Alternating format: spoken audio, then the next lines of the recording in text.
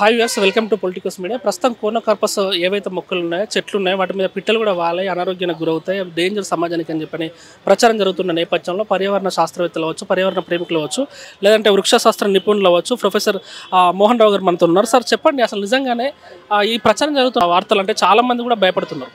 ఈ వాట్సాప్ కథనాలు వస్తున్నాయి, యూట్యూబ్ కథనాలు వస్తున్నాయి, కొంతమంది లీడర్లు కూడా బహిరంగంగా మాట్లాడుతున్నారు. దానిపై చాలామంది కూడా అనుమానాలు ఉన్నాయి. ఆ అనుమానాలను నివృత్తి చేయాల్సిన బాధ్యత మీ పైన ఉంది. ఏం చెప్తారు? కోనోకార్పసే కాదు, ఏ మొక్క అయినా సరే కార్బన్ డైఆక్సైడ్ తీసుకుంటుంది, ఆక్సిజన్ వదిలిపోతుంది పొద్దున డే టైం లోపల. నైట్ టైం లోపల రెస్పిరేషన్లో కొంత కార్బన్ డైఆక్సైడ్ వదులుతుంది. నెట్గా ప్లాంట్స్ అన్నీ కూడా కార్బన్ డైఆక్సైడ్ తీసుకొచ్చి చేస్తాయి. ఈ కార్బన్ డైఆక్సైడ్ తీసేయడం, సీక్వెస్ట్రేట్ చేయడం అనేది మనకి ఇంపార్టెంట్. అది కాకపోతే జీవజాలమే ఉండదు ఫ్యూచర్ లోపల, ఎందుకంటే మనం కార్బన్ డైఆక్సైడ్ వదులుతున్నాం కాబట్టి.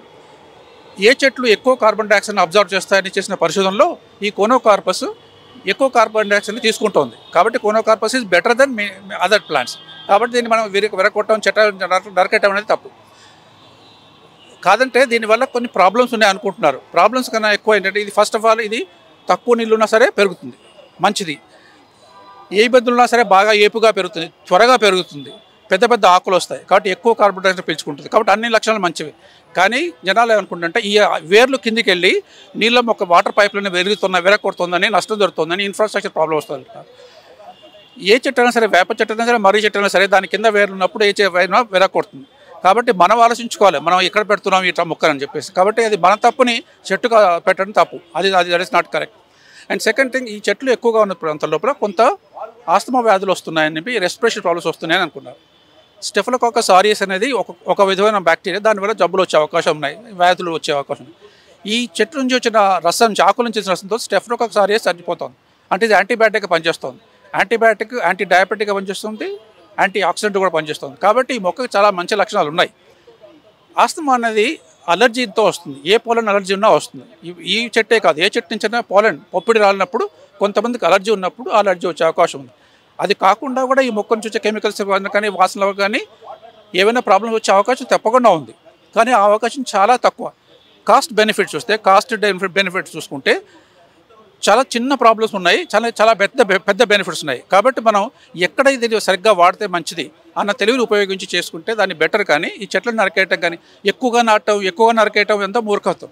కాబట్టి ఈ మొక్క ఎక్కడ వాడాలి అనేది కొంచెం ఆలోచించడానికి సైంటిఫిక్ హెల్ప్ తీసుకోవాలి. సైంటిస్ట్లకు హెల్ప్ తీసుకొని ఈ మొక్కల్ని హైవే పక్కన నాటుకుంటే పొల్యూషన్ తగ్గుతుంది, వెహికల్స్ నుంచి పొల్యూషన్ తగ్గుతుంది, సల్ఫర్ డైఆక్సైడ్ గ్యాస్ తగ్గుతుంది, కార్బన్ డైఆక్సైడ్ తగ్గుతుంది. కాబట్టి మనం ఎక్కడ ఈ మొక్కలు వాడితే మంచిదని ఆలోచించుకొని వాడాలి.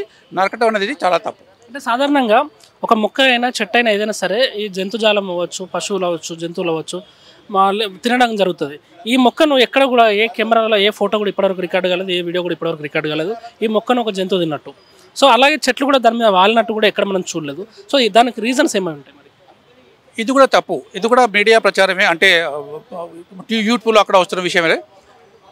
ఈ ఆకులను కట్ చేసి మేకలకి ఆహారంగా ఇచ్చారు. 25% ఈ ఆకులు మాత్రమే ఇచ్చారు, మిగతా ఆకులతో పాటు 25% ఇచ్చినప్పుడు ఆ మేకల మిల్క్ ప్రొడక్షన్ కొంచెం పెరిగింది.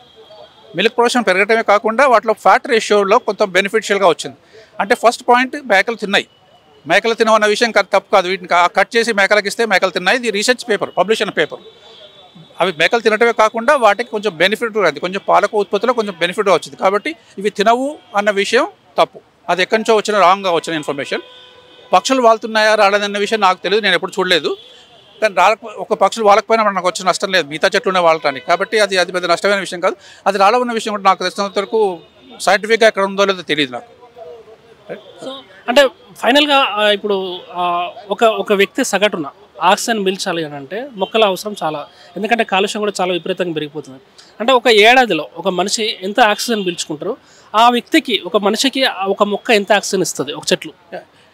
ఇలాంటి లెక్కలు చాలా, వాటిని ఏమంటారు back of the envelope calculation అంటాము. ఊరికే నెంబర్లు అప్రాక్సిమేట్గా చేస్తుంటారు. ఈ లెక్కలు చూసుకుంటే ఒక మనిషికి సగటున 8 చెట్లు ప్రొడ్యూస్ చేసేంత ఆక్సిజన్ ఒక మనిషికి సంవత్సరానికి అవసరం అవుతుంది అని అంటారు. అంటే ఒక మనిషి ఎక్కడైనా ఉన్నప్పుడు కనీసం 8 చెట్లు ఉండాలి అనేది. కానీ 8 చెట్లు సరిపోవు. కనీసం 8 ఉన్నట్టే అవి దగ్గరలో లేవు కదా, డిస్ట్రిబ్యూట్ అయి ఉన్నాయి కదా, కాబట్టి ఆక్సిజన్ డిస్ట్రిబ్యూట్ అయిపోతుంది, కాబట్టి సరిపోదు.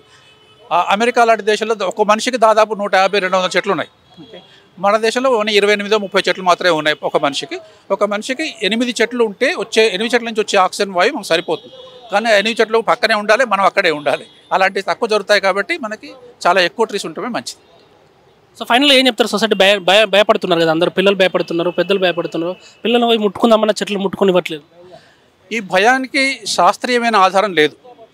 ఈ భయం అనేది ఎలాగో వచ్చింది, ఎందుకో తెలియదు నాకు, కానీ శాస్త్రీయమైన ఆధారం ఏమీ లేదు. ఈ మొక్కలు మంచివే, కార్బన్ డైఆక్సైడ్ ఎక్కువ పీల్చుకుంటాయి, ఆక్సిజన్ వెళ్తాయి, కాబట్టి మనకు మంచివే. దీని గురించి మనం భయపడాల్సిన అవసరం లేదు. Please subscribe to the channel and download the Politicos app from the links in the description.